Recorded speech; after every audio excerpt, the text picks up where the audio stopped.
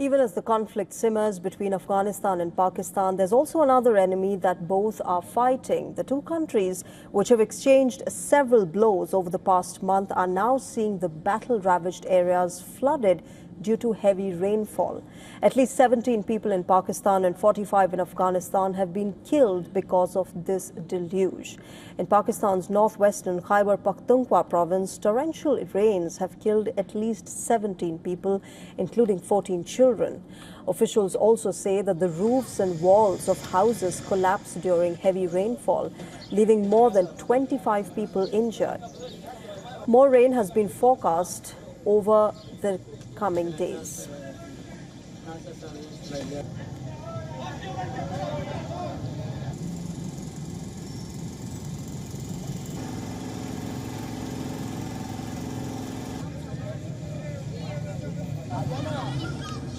Across the border in Afghanistan, flash floods and landslides have caused widespread destruction. At least 45 people have been killed and several others have been injured. Hundreds of residences have been destroyed and more than 500 families have been affected. Roads, farmland and irrigation systems have been damaged as well because of the rains.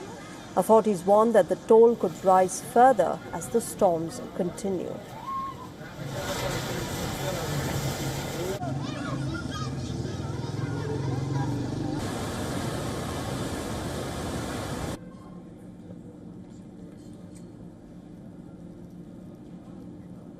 The United Nations lists both Pakistan and Afghanistan among the most vulnerable countries to extreme weather and climate change. Poor infrastructure, decades of conflict, and mudhouse construction have all made the rural areas particularly exposed to flash floods and storms.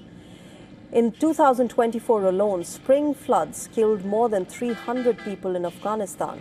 The natural disaster comes at a time when Pakistan and Afghanistan are already engaged in a tense armed conflict.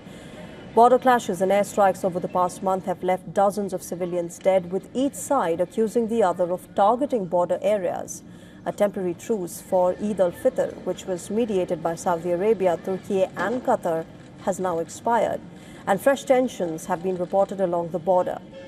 The UN assistance mission in Afghanistan said at least 75 civilians have been killed and nearly 200 have been injured since the conflict escalated last month. Pakistan maintains that it is targeting terror infrastructure, while Afghan authorities accuse Islamabad of hitting civilian areas.